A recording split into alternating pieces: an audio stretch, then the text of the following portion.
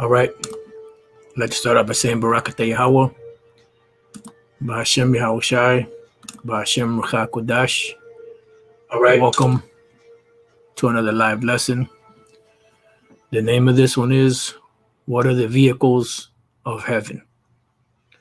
For those of you that have already been studying and know the scriptures, you already know that this lesson is going to be based around the chariots. This is a title that came to mind a couple of days ago, and I wrote it down. I never really put any scriptures to it. I just wrote it down. And when I got up this morning, the Spirit kind of hit me to put some scriptures to this title. So we're going to go through it because this is very important. Now, one thing I forgot to get, which is a last minute thing, a brother sent me an article. Just bear with me right quick. Let me see if I can get it.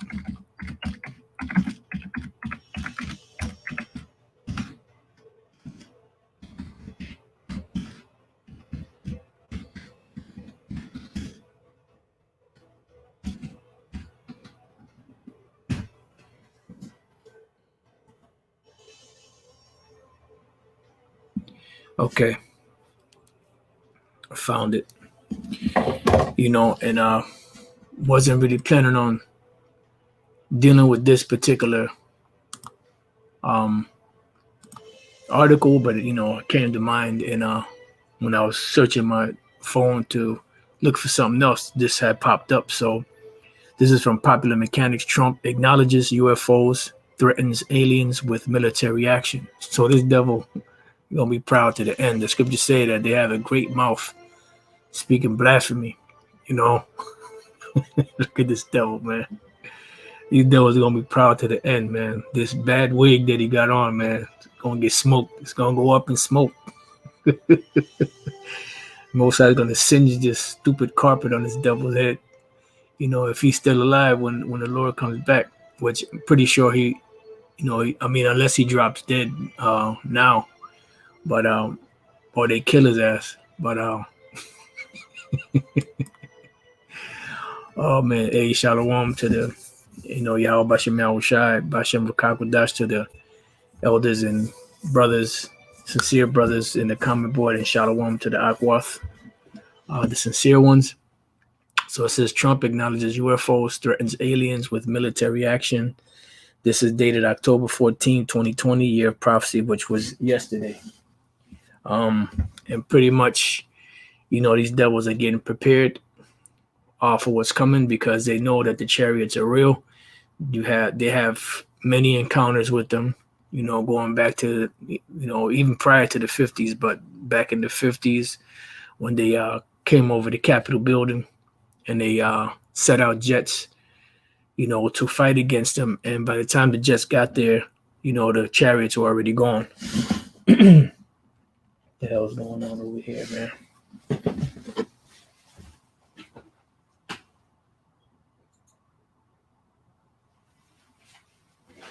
My music went out.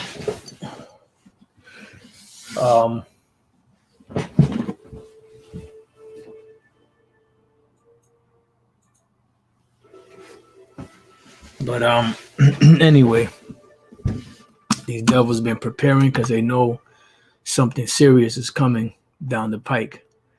So they're going to threaten the aliens with military action. And they know they're not aliens. I mean, the word alien simply means foreign, and they are foreign, but they're not. When people think of the term alien, they're thinking about, green monsters with big ass heads and big eyes and all that. That's not what the angels are. The angels can appear like anything, but the angels are men, but they're celestial beings.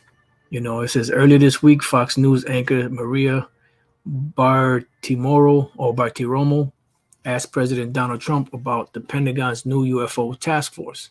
So why would you have a UFO task force, a space force, and all that? Why would these presidents be making speeches about the threat of aliens, if they thought that it was just a hoax or they thought it was just some BS, because they know for sure. It says Trump promised to look into the government's UFO program. The president also answered with a vague, somewhat threatening speech about the power of the U.S. military. And they always either go to the power of the U.S. military or they go to the power of the nuclear missiles, and they brag about that. In the second installment of the Planet of the Apes, which is Beneath the Planet of the Apes, they show you how they worship the missile.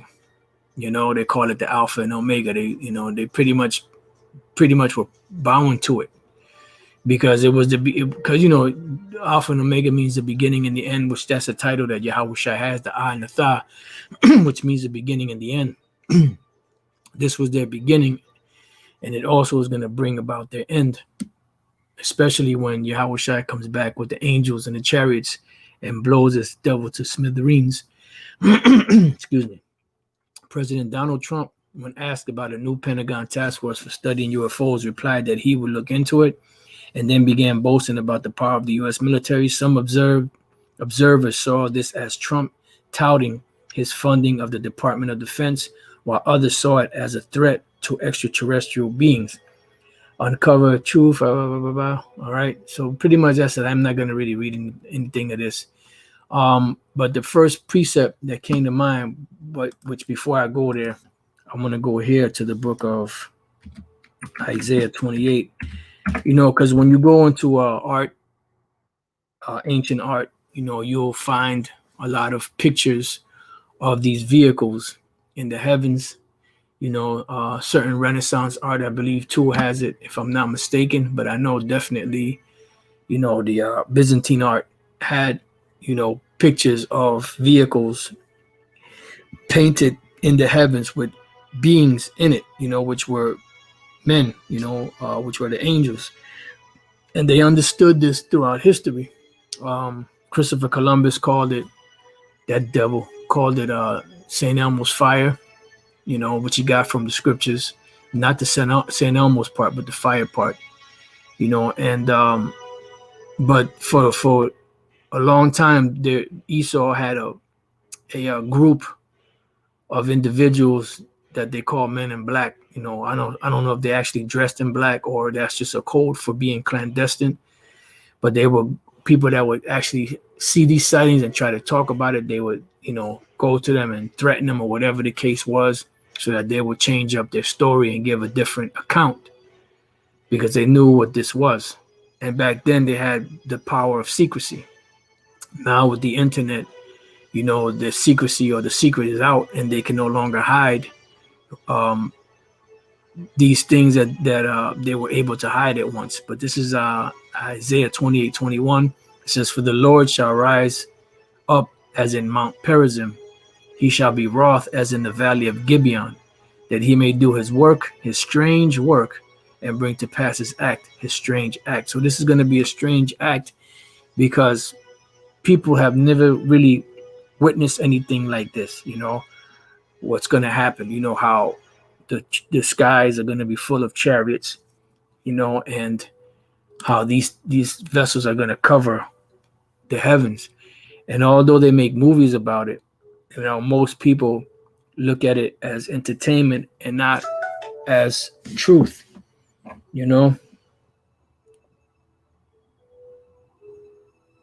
Just bear with me 1 second, Salaka.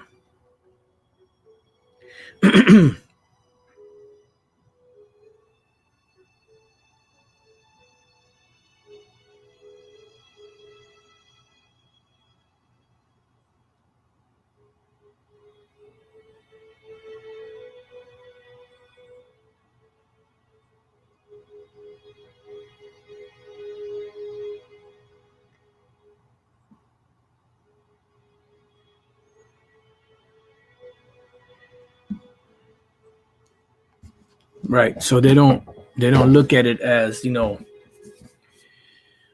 as being real. They look at it as a, as a hoax or, something that was made up, some type of fiction, but the Lord is about to he's showing himself already, but it's going to be even more and more evident the closer we get. Now, the first precept that came to mind, was 2 Kings, the second chapter, which we're going to read. We're going to read a few of these verses because I read from the first verse this morning. This is 2 Kings 2:1. This is when Elijah was about to be taken away, and translated back into the heavens. And Elisha was the next prophet in line, to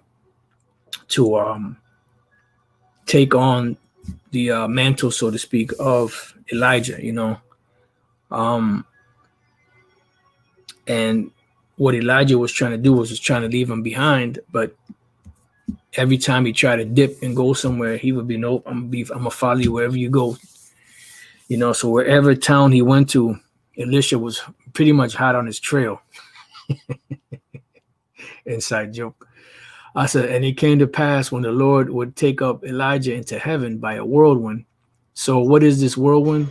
You have actual whirlwinds that are like cyclones and different things of that nature, that are storms. But this particular whirlwind is not talking about that type of storm. This particular whirlwind here is talking about an actual vehicle that brought Elijah up into the heavens. Sa'ir, tempest, storm, whirlwind, tempest. And that's what it is. But in this particular case, it's an actual vehicle that brought Elijah up into the heavens. It's something what Esau calls. Let's just get it real quick. And I was watching a couple of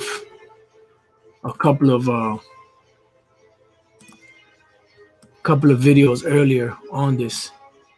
A tractor beam is a device with the ability to attract one object to another from a distance.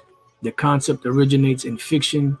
The term was coined by E.E. Smith, an update of his earlier attractor beam in his novel Space Hounds of IPC 1931. And then if you look, let's go to images. You can see of like a beam or a ray of light beaming down and pulling somebody up into this vehicle. And that's pretty much what it is. I was watching earlier some reruns, just little clips of Star Trek, Beam Me Up, Scotty, and I was going to play some of them so you could see how they were translated, but they really didn't. They just showed them disappearing and reappearing in the ship, but it's going to be an actual beam that's going to come down and it's going to lift up the elect into the chariots, right? And you're going to see that in this chapter here. It says, and it came to pass when the Lord would take up Elijah into heaven by a whirlwind that Elijah went with Elisha from Gilgal. And Elijah said unto Elisha, tarry here, I pray thee, for the Lord hath sent me to Bethel. And Elisha said unto him, as the Lord liveth, and as thy soul liveth, I will not leave thee. So they went down to Bethel. So like it for a minute.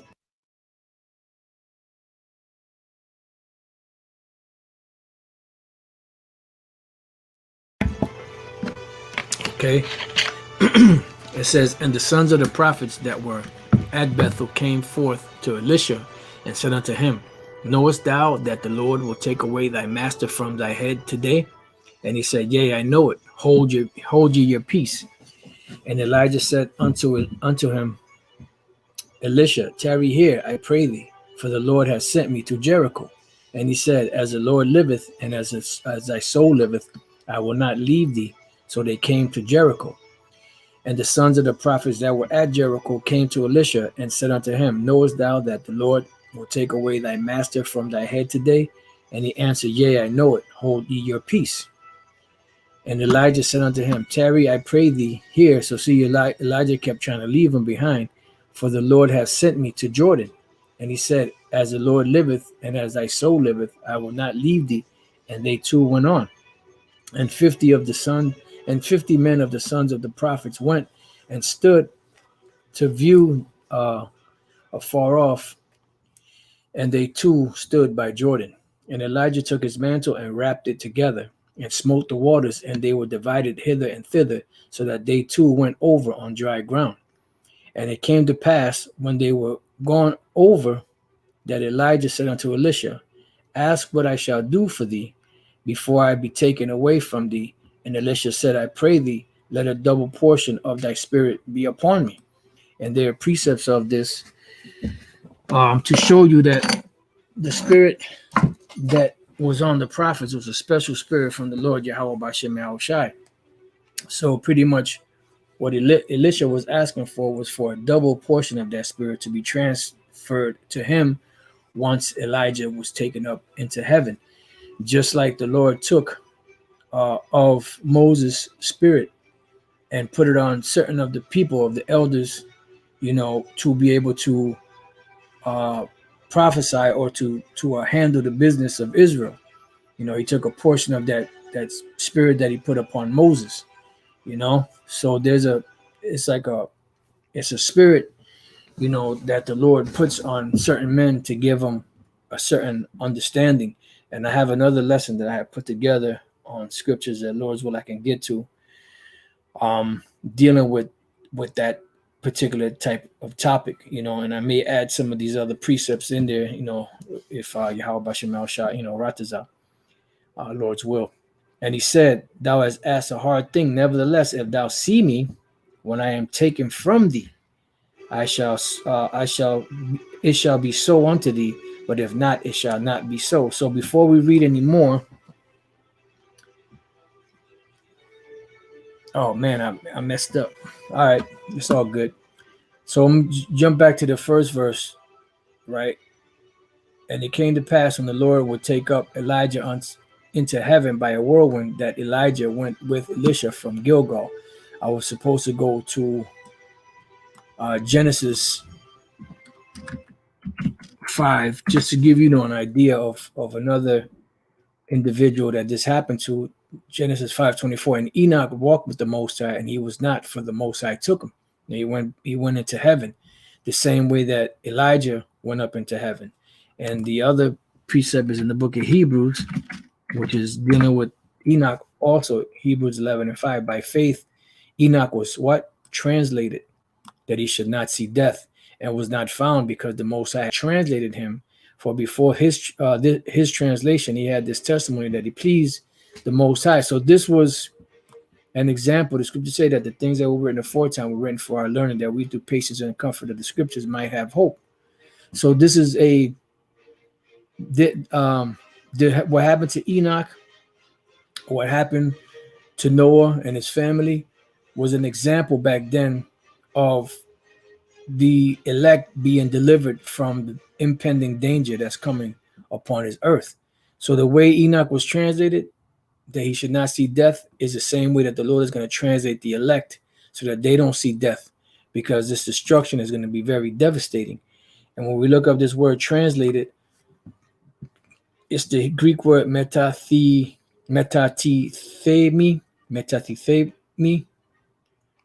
I know I butchered it, but to transpose two things, one of which is put in place of the other.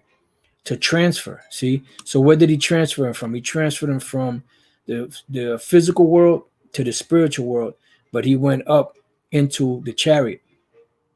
He went up into a chariot, and when he went up into the chariot, as you have the tractor beams, when he went up into the chariot, he was changed, because remember, you can't go into the spirit world with these corruptible bodies, so his body had to be changed.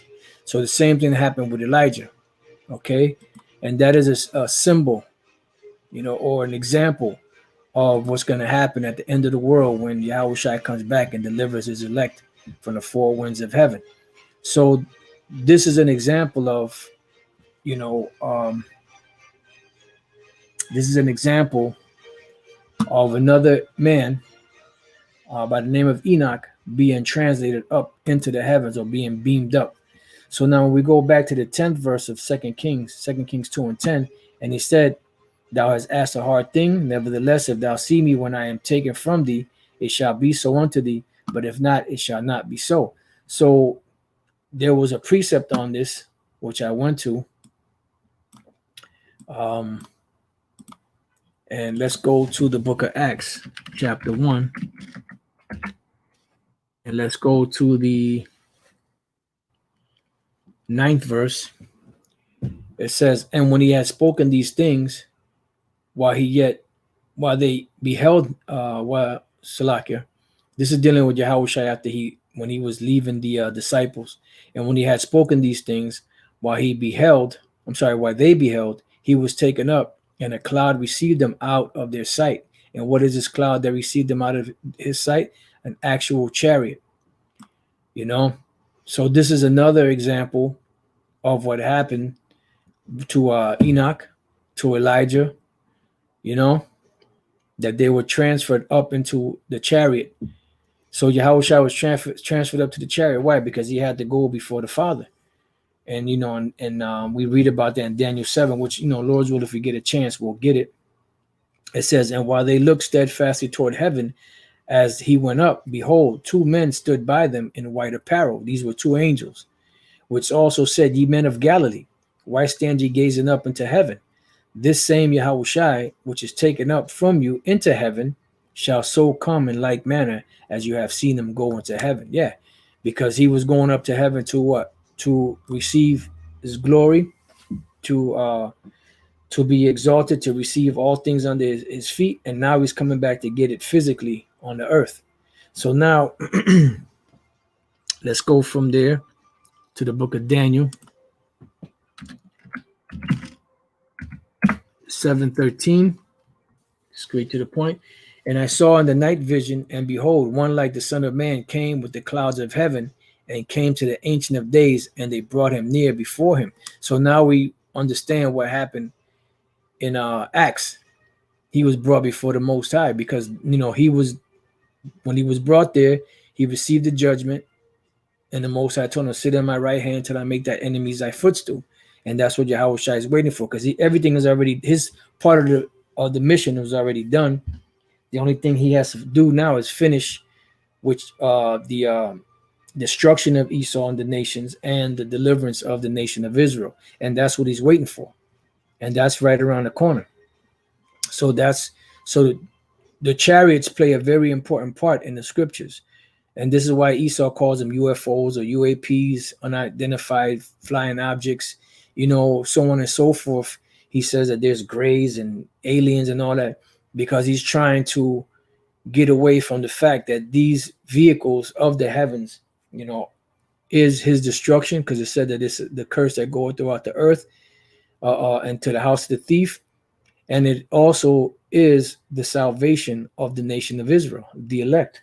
So now let's go from there to the book of St. John, chapter 14 and 1. It says, let not your hearts be troubled. You believe in the Most High, believe also in me. Yeah, because there was hard times back then, and Yahushua was telling the disciples that he had to leave, and they saw, it said sorrow filled their heart. But he told them, look, I have to leave, because if I don't leave, the Comforter can't come. And basically, prophecy will not be able to be fulfilled. So this is what he told them. In my Father's house are many mansions, meaning many places to dwell, planets or whatever it is that's out there that the Lord has for us. If it were not so, I would have told you, I go to prepare a place for you.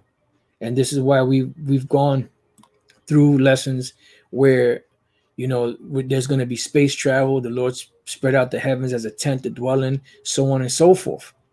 And then this is what Yahushua continued to say. And if I go and prepare a place for you, I will come again, and receive you unto myself, that where I am, there you may be also. Why? Because the scriptures speak about the, let me see if I can find it.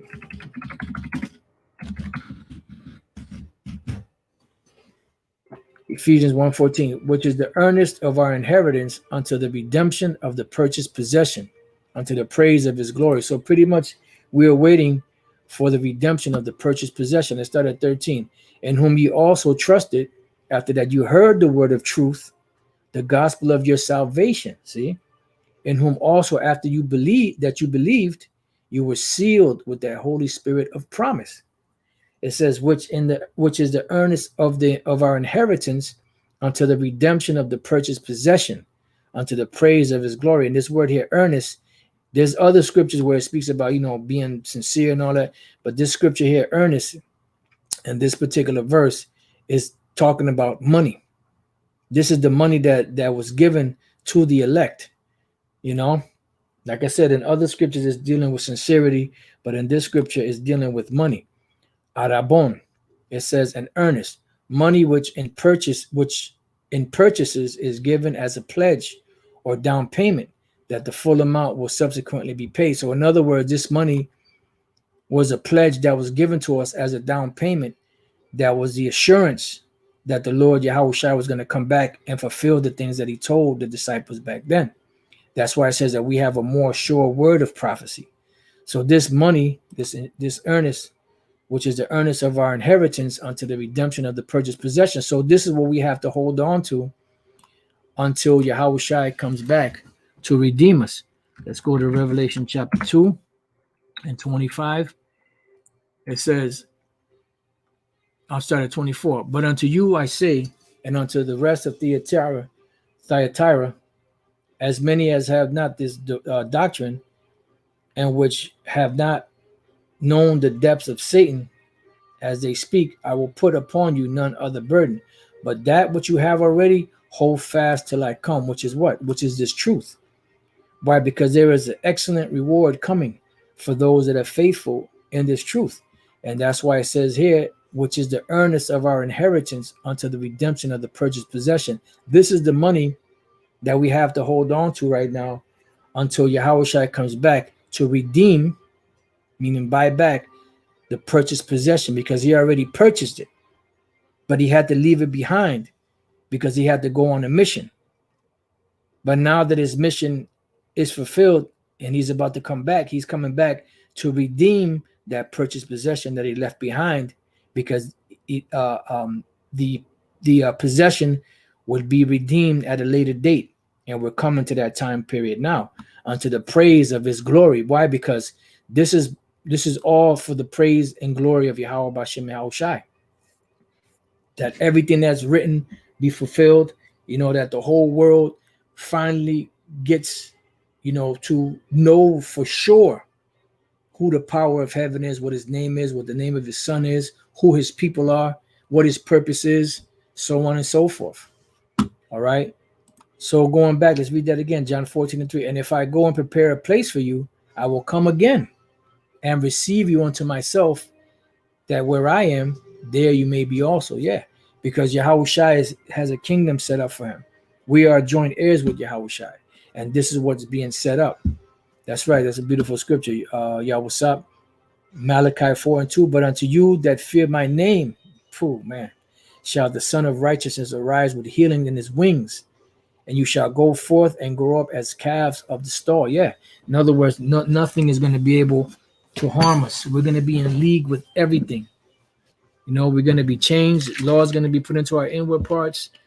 We're going to have spiritual power. We're going to have wealth beyond anything that anyone could ever imagine, so on and so forth. I mean, the Lord said that on his right hand are pleasures evermore. So that's, to have a good time in the kingdom of heaven, here is like you have options, you have limited options. You either, go to the club, or you go to a restaurant, or you go to the movies. Well, you can't do that anymore. You can't go really, and pretty soon you're going to be able to go to restaurants, and you ain't going to be able to go to clubs, and you ain't going to be able to go to church. So there's certain things that Jake does here for fun, but it's limited. When the Lord sets up the kingdom, it's going to be unlimited, and this is why we have to get through this stretch and wait for Yahushua to come back to be able to receive, that reward. All right. So now let's go from there to the book of 1 Thessalonians, chapter 1 and 10. It's to the point. It says, and to wait, 9. For they themselves show us what manner of entering in we had unto you, and how you turned to the Most High from idols to serve the living and true power, and to wait for his Son from heaven. See? So this is what we're doing. We're waiting for Yahweh Shai from heaven. This is why in 2 Ezra 13 it speaks about the man that came out of the sea. He came out of what? Out of the sea, out of the waters, out of the heavens, out of space. From the fourth dimension here to earth. For what? To redeem the purchased possession. Excuse me, whom he raised from the dead. And that's exactly what he did. Yeah, the Most High Yahweh raised Yahweh Shai from the dead. Even Yahweh Shai, which delivered us from the wrath to come. See? So now, what is the deliverance, or how can the deliverance from the wrath to come happen? Well, let's go to Isaiah chapter 26 and verse 20. Come, my people, enter thou into thy chariots. Into thy chambers. A chambers, what is a chamber? It says chambers, plural. So what is a chamber? Let's look it up.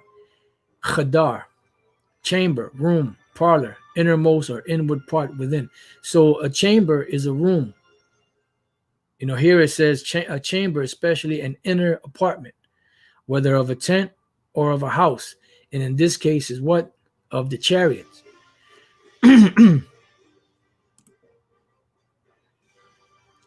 All right, of the chariots. So come, my people, enter thou into thy chambers, or into the chariots, or into this apartment, or into this abode, right? And shut thy doors about thee. Hide thyself, as it were, for a little moment, because it's not going to take the Lord long. It's going to take the Lord 1 hour to take this place out until the indignation be overpassed. And what is indignation? Righteous anger. This is the Lord's hot displeasure that's going to be spewed upon America, Babylon the Great, the land of Israel, and whatever other place on the planet is going to get hit with a missile, but namely America, Babylon the Great, and the land of Israel. So until the indignation or the hot, fierce anger or the righteous anger of the Lord be overpassed, meaning until it passes over. Matter of fact, and this is the reason why the chariots are there. Isaiah 31:5. As birds flying, so will the Lord Yahweh Bashem Yahushai, power of hosts, defend Jerusalem. Defending also, he will deliver it. And passing over, he will preserve it. See? So he's going to pass over the elect. He's going to protect the elect. But the elect are going to have to be in the chariots. That's why it says, let's go to Revelation chapter 18 and 4. And I heard another voice from heaven saying, come out of her, my people, that you be not partakers of her sins, and that you receive not of her plagues. And people, they used to break this down wrong, saying that come out of America. You have to take, you have to get passports, which are the head of the GOCC. I'm not going to grace him with the Hebrew name because he's going totally off, and I'm not going to insult him either. He made them individuals get passports to go to Egypt, and he left them there. From what I heard, Elder Pastor tell us that King Masha and High Priest Ariana, way back, they used to teach that you had to get passports, to flee the country. But that's not so. This is talking about this voice come out of her, meaning come up hither, come up into the heavens, and in the heavens is what? Those chambers, which are what? The chariots. Revelation chapter 11 and verse 11. 12. Just go straight to the point. And they heard a great voice from heaven saying unto them, come up hither. See? So come up hither. And they ascended up to heaven in a cloud, and their enemies beheld them. For what purpose? So that they will not. So it says that ye be not partakers of her sins, and that you receive not of her plagues. And these plagues are talking about the nuclear missiles and the fire or the laser that's going to come from the chariots. All right? And that is very important to understand. So now going back, let's go from there. So the Lord delivered us from the wrath to come. Now let's go from there to the book of Second Thessalonians. And I don't know if we're going to be able to finish these precepts, but if not, if the Lord allow, I could do a part 2 to this. Second Thessalonians, no, 1, the first chapter. Second Thessalonians 1 and 6. Seeing it is a righteous thing with the Most High to recompense tribulation to them that trouble you. And that's what the Lord's coming back to do. He's going to recompense or pay back, Esau, the other nations, and 2/3 of Israel, but mainly the nations. Why? Because it's going to be for the controversy of Zion. Oh boy. You always got some. I mean, damn, early in the morning, you got scoffers in the morning, you got scoffers in the night, you got scoffers at lunchtime, you got scoffers at brunch, you got scoffers for snacks. God damn. Hey, I guess it is true. Satan don't take no coffee breaks, man. Damn. I just happened to catch the Elder Manata Zakba clip somebody, Oh Lord, man, oh man. Anyway, and that person, Naija, is going to fall under this. Seeing it as a righteous thing with the Most High to recompense tribulation to them that trouble you. Yeah, because they're troubling us. Because here it is, we're teaching the word, edifying, giving comfort, comforting Israel, the elect. And here it is, you got scoffers talking, mad caca. It says, "Unto you who are troubled, rest with us." And how are we to rest in this truth? When the Lord Yahushua shall be revealed, see, from heaven with his mighty angels. That's right. Yeah, that's right. That's right. Oh man. Man, this is crazy. And flaming fire taking vengeance on them that know not the Most High and that obey not the gospel of our Lord Yahushua. And it's very fitting that this scripture came out when the scoffer Naija came out, because the Lord is about to do, man. The Lord's about to do damage, man. The Lord's gonna hit you with so many combinations, man. It's gonna have your head spinning. These scoffers, man, they about to get fucked up and they don't even know it.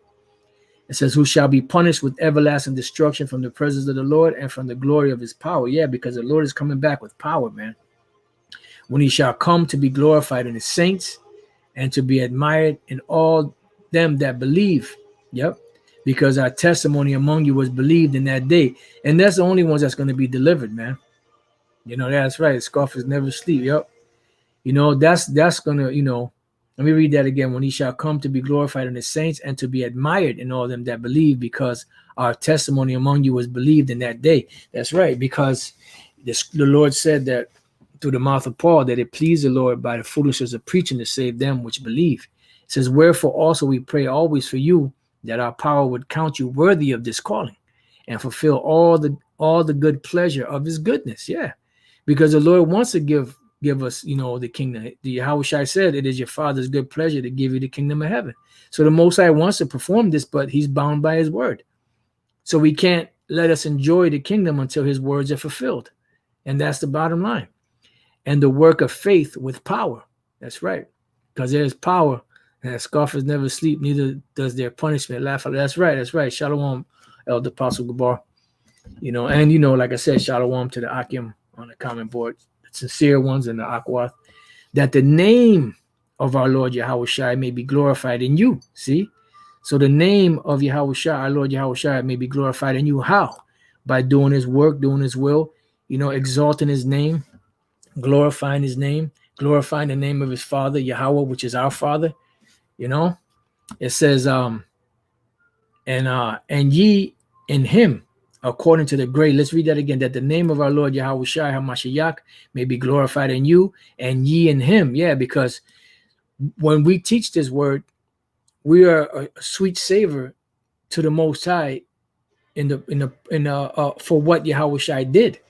Because remember, that is always the scriptures say in what is that, Proverbs 8, that that Yahushua was daily his delight. Yahushua is daily the Most High's delight. It says, according to the grace of. So when we do and teach the gospel that Yahweh Shai left, we are pleasing the Most High Yahweh and His Son Yahweh Shai, according to the grace of our power in the Lord Yahweh Shai Hamashiach. All right, so from there, let's go to the last precept on this, Revelation 1:7. It says, behold, he cometh with clouds. What order the clouds? The chariots. Who is the he? Yahweh Shai. And every eye shall see him, and they also which pierced him, which just proves right here reincarnation, because the ones that pierce him are going to see him when he comes back. And all kindreds of the earth shall wail because of him, even so be true. Why? Because it's going to be devastation. Yahweh Shai said, I am come to bring fire on the earth, and what will I if it be already kindled? So he's coming to bring fire, destruction, devastation. All right, so now from there, let's go back to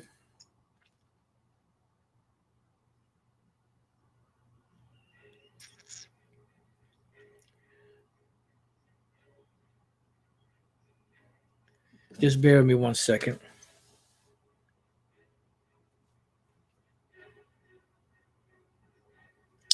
All right, now let's go back to 2 Kings, the second chapter. I'm sorry, the second chapter. 2 Kings chapter 2. And let's read 10 again. And he said, thou hast asked a hard thing. Nevertheless, if thou see me when I am taken from you, it shall be so unto thee. But if not, it shall not be so. So this is an example. We used Yahweh Shai and Enoch as examples of translation. And that's what's going to happen to the elect. And it came to pass as they still went on and talked, that behold, there appeared a chariot of fire. And what is that chariot of fire? An actual so-called UFO or UAP or whatever you want to call it. And horses of fire, which the horses represent power. The fire represents the lights from the chariots, and parted them both asunder, and parted them both asunder. And Elijah went up by a whirlwind into heaven. So now when we look up this word parted, right? And parted, the word there is parad, to separate, divide. So this tractor beam, as Esau calls it, this tractor beam came down and separated them. Would show you there's going to be a beam coming down from the chariot. So Elijah was inside of the beam and Elisha was outside of the beam, because the beam separated them, right? So it says to divide, to separate, make a separation. So it says it parted them asunder. Bayan, which the word bayan means between, among, in the midst. So like you see here, just to get a visual, the tractor beam came down, Elijah was inside the beam, and Elisha was outside the beam. And then as Elisha was watching, he saw Elijah rising up through the beam into the chariot, and he was translated and taken away from him. So after that, he was sorrowful, because his Lord was taken from him at that time. All right, let's see what else is down here. All right, so now let's go back. So it says, and it came to pass that they went, and they still went on and talked, that behold, there appeared a chariot of fire and horses of fire, and parted them both asunder. And Elijah went up by a whirlwind into heaven, and Elisha saw it, and he cried, my father, the chariot of Israel. So these chariots belong to who? To the Israelites. When Yahweh Shai comes back with to bring salvation, how is he coming back? With the chariots. So who are these chariots for? The nation of Israel. Let's go from there to Matthew 24. And this is always on the top. Matthew 20. Every time you click on here, watch. Matthew 24. Watch.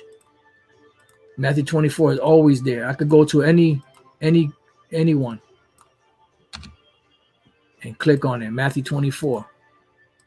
That's like one of the top precepts. Now on here, it ain't going to come up. All right, so now Matthew 24 and 29. It says, immediately after the tribulation of those days shall the sun be darkened. But according to Nate, there ain't going to be any tribulation period. There ain't going to be a time of Jacob's trouble. It says, and the moon shall not give her light, meaning the sun and the moon is a representation of Esau and the other nations' knowledge and wisdom and understanding. And at a certain point, it's going to be darkness, especially here in America, Babylon the Great, because of the devastation from the fire and the smoke that the chariots, the lasers from the chariots and the missiles are going to bring out. So the sun is going to be blotted out in this part of the world for a certain period of time too. It says, and the stars shall fall from heaven, meaning Esau's power is going to fall. You could read Isaiah the 14th chapter for that. And the powers of the heavens shall be shaken, meaning these governments.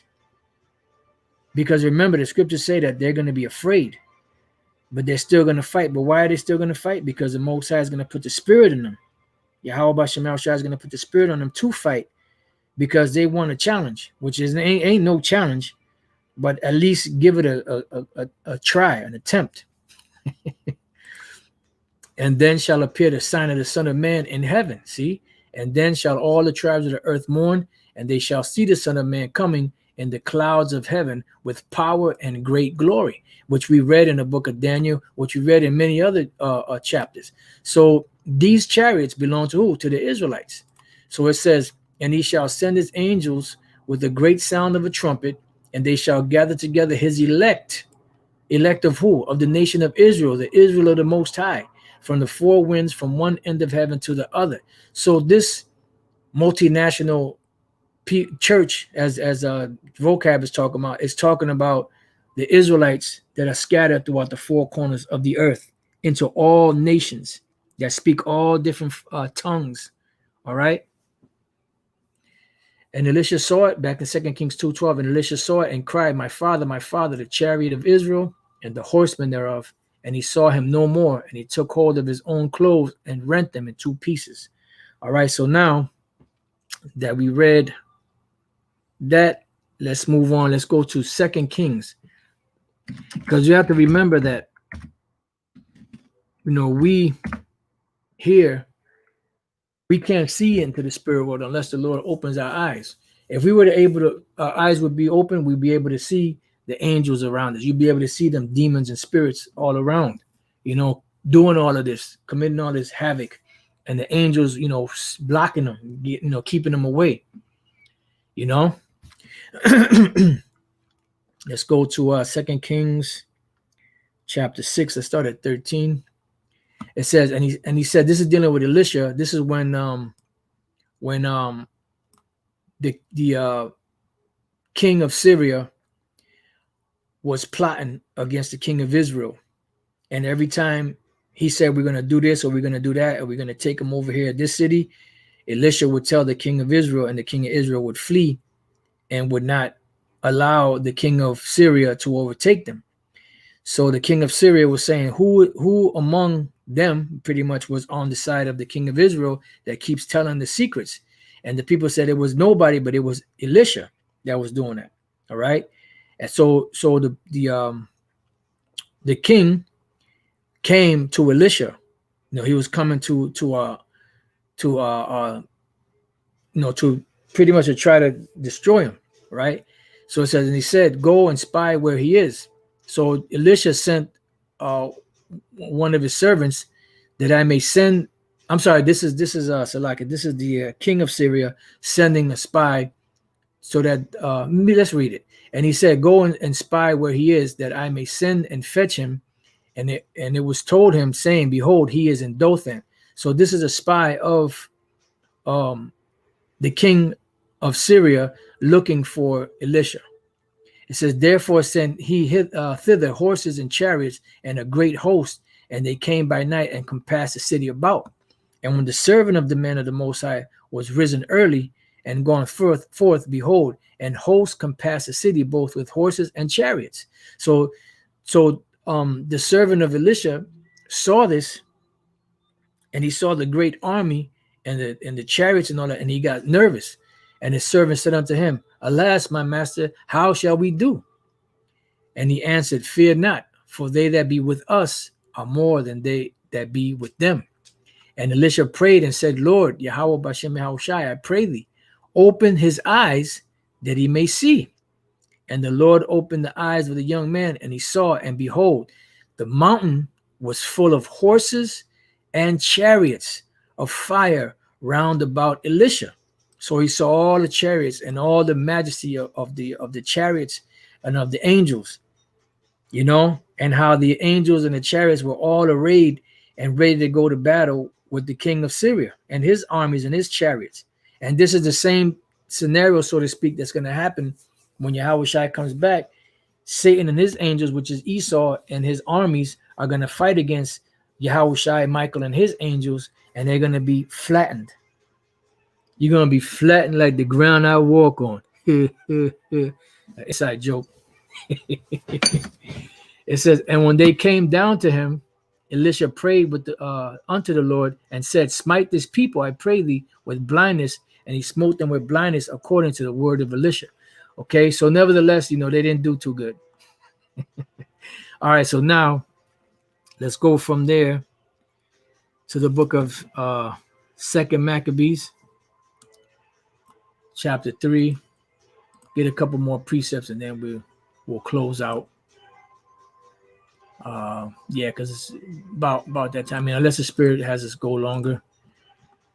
But I could, you know, Lord's will, I could do a part 2 if I don't finish all these precepts. But we kind of almost through them. 2 Maccabees chapter 3 and verse 23. It says, nevertheless, Heliodorus executed that which was decreed. Antiochus Epiphanes sent him. This was his treasurer, to steal the money from the treasury.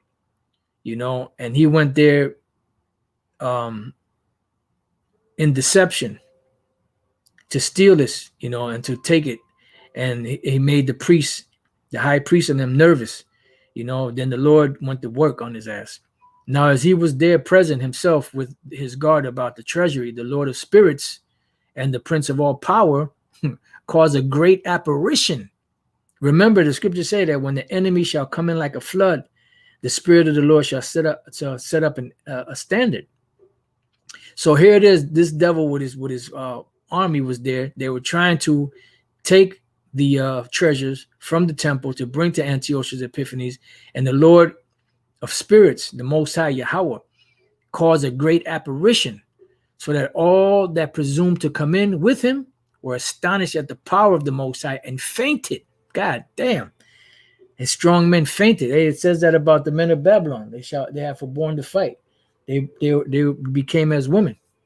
It says, and were sore afraid, for there appeared unto them an horse with a terrible rider upon him, which is a chariot, a terrible looking chariot with a terrible looking angel, and adorned with a very fair covering.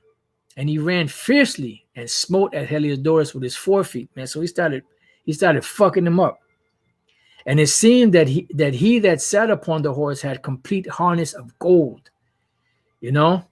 Moreover, 2 other young men appeared before him, notable in strength, excellent in beauty, and comely in apparel, who stood by him on either side and scourged him continually. So they were pretty much playing ping pong with Heliodorus.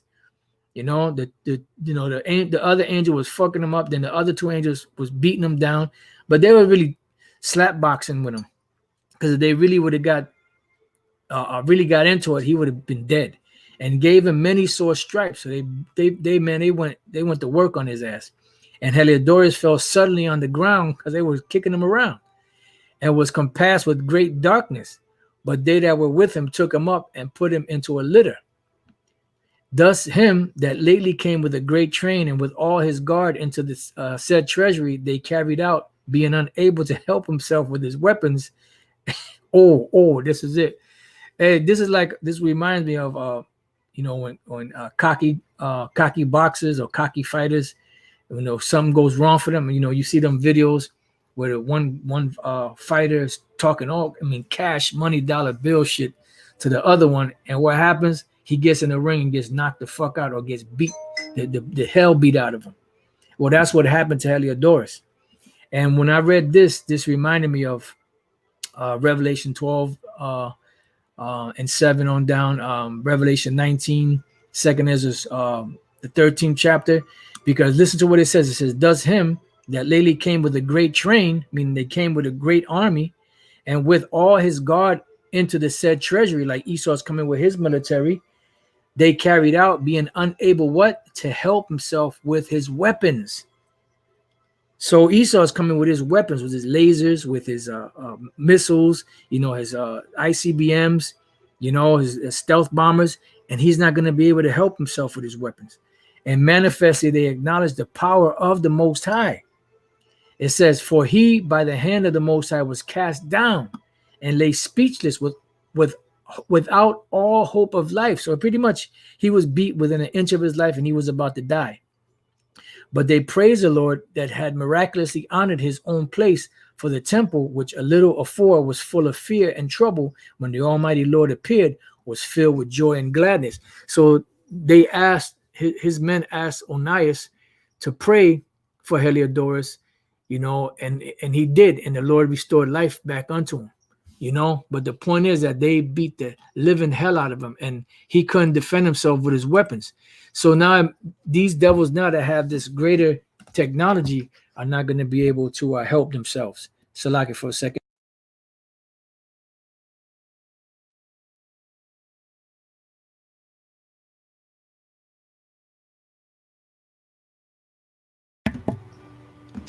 All right. So now this is the book of 2 Maccabees, chapter 5, verse 1. It says, about the same time Antiochus prepared his second voyage into Egypt, and then it happened that through all the city, for the space almost of 40 days, there were seen horsemen running in the air, meaning chariots, in cloth of gold, and armed with lances, like a band of soldiers. Yes, that was the lasers. So they were arrayed as an army. They were arrayed as soldiers. Scriptures say as birds flying. So they're going to come in formation. Yeah, that's right. They beat the brakes off of them. That's right. They're not going to come like the NFAC. All this, cats wiping their brow, sitting down, sitting on beach chairs, shooting themselves. They're going to come and, marching all in a fucked up formation. They're going to come in total order. It says, and troops of horsemen in array, encountering and running one against another. Yeah, because they were playing, the chariots are playing with each other. It says, with shaking of shields and multitude of pikes, and drawing of swords and casting of darts, and glittering of golden ornaments and harness of all sorts. Wherefore every man prayed that apparition might turn to good. And it wasn't, because they were coming to kick ass. And this is what the Lord is coming to do. They're coming to kick ass. They finna put Esau bitch ass down. All right. I had a couple more precepts, but I'm gonna just go to this last precept in Daniel, the 7th chapter, Daniel chapter 7 and verse 9 on down, and we'll finish here.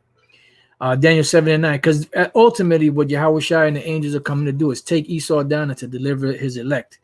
So this is Daniel 7 and 9. I beheld till the thrones were cast down, meaning all of these different empires. When you read Daniel the 7th chapter, Daniel the 7th chapter gives you a rundown from the Assyro-Babylonian Empire all the way up until modern times. America, which is the revival of the ancient Roman Empire, and the destruction and the setting up of the kingdom of Yahweh Bashem Yahushai / Yasha'Allah. And the Ancient of Days did sit, whose garment was white as snow, and the hair of his head like the pure wool, because the Most High is a so-called black man. He's a so-called black man by the name of Yahweh. He's brown, dark brown, so you could understand, very dark brown, so you could understand. His throne was like the fiery flame, which is a chariot, and his wheels as burning fire. That's the lights from the chariots. A fiery stream issued and came forth from before him. That's a laser. Thousands ministered unto him. These are his angels, and 10,000 times 10,000 stood before him. The judgment was set, and the books were opened. Right, meaning that the prophecies were fulfilled. I beheld then, because of the voice of the great words which the horn spake. And you heard this devil, man, even though it's dealing with America, but this devil, man, this devil takes the cake. Look at this. Look at this. What the fuck is this, man? What the fuck is this? That's an eagle, man. Those are eagle feathers. This This dude is proud as hell. It says Trump acknowledges UFOs, threatens aliens with military action. I mean, this devil, he's too much, man. This devil is too much, man. This dude is a character. This dude is a character with a bad wig. I mean, this is terrible, man. You mean to tell me all this money this dude got, couldn't get something better than that? This dude had to put on a damn a fucking bird nest on his head, an eagle bird nest. Man with a wig and a chip in his head. Trump. Come on, man. This is who your representative is? Is this the man that made the earth to tremble? Oh, man. But what was it that he said? Oh, yeah, he threatens aliens with military action. I mean, you must be out of your mind. It says, I beheld them because of the voice of the great words which the horn spake. I beheld even to the beast was slain, and his body destroyed and given to the burning flame, because this is ultimately what's going to happen. You know, America, which holds the power, which is Babylon the Great, holds all of the powers of all of these different nations, because all of that power was transferred. Power is transferred from one kingdom to another. The Most High said he sets up one and puts down another. So this one here that's up, they have all of the power of those other nations transferred unto them. You know, it says, as concerning the rest of the beasts, which is dealing with the other nations, they had their dominion taken away because they're going to go into slavery for a while, yet their lives were prolonged for a season and time. Why? Because they're going to be slaves in the kingdom. They're not going to be done away with as Esau is. I saw in the night vision, and behold, one like the Son of Man, which is Yahushai, came with the clouds of heaven, which are the chariots, and came to the Ancient of Days, which is the Most High Yahweh, and they brought him near before him. Why? They presented him because he accomplished the Most High's mission, and there was given him dominion. And this is what we're waiting for right now, because as we're waiting, we know that Yahushai received everything, but we're still waiting for him to be magnified on the earth. He's magnified through us, you know, by us going out there and teaching, exalting him, but he's not manifest in the whole world because the whole world is not accepting him. They're still praying to Jesus. This is Hebrews chapter 2, verse 8. Thou hast put all things in subjection under his feet. For in that he put all in subjection under him, he left nothing that is not put under him. See? But now we see not yet all things put under him. Yeah, because physically we don't see it yet. But he's coming to claim his kingdom, to destroy Esau and the nations, and to deliver his elect, which is the purchased possession. So going back, Daniel 7:14, and there was given him dominion and glory and a kingdom, that all people, nations, and languages should serve him. His dominion is an everlasting dominion, which shall not pass away, and his kingdom that which shall not be destroyed. And we are joint heirs with him, Yasha Allah, you know? And this is what we're waiting for. So this, in a nutshell, this is prophecy of what's taking place. So we're at the very end. We're at the part of the image of the 10 toes, you know?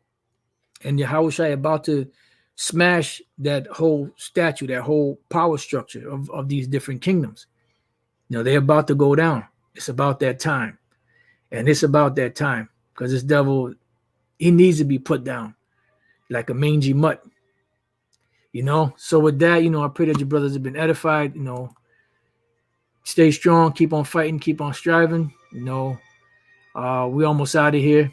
You know, these devils just got a couple more things to do, which is really the Most High moving the pieces of the chess game, or the chess pieces on a chessboard. You know, and before you know it, man, things are gonna change. You know, and this devil is gonna be out of here. You know, he's gonna be as a dream. You know, like a bad nightmare, you know. So with that, I pray that your brothers have been edified. To the next time I say shalom.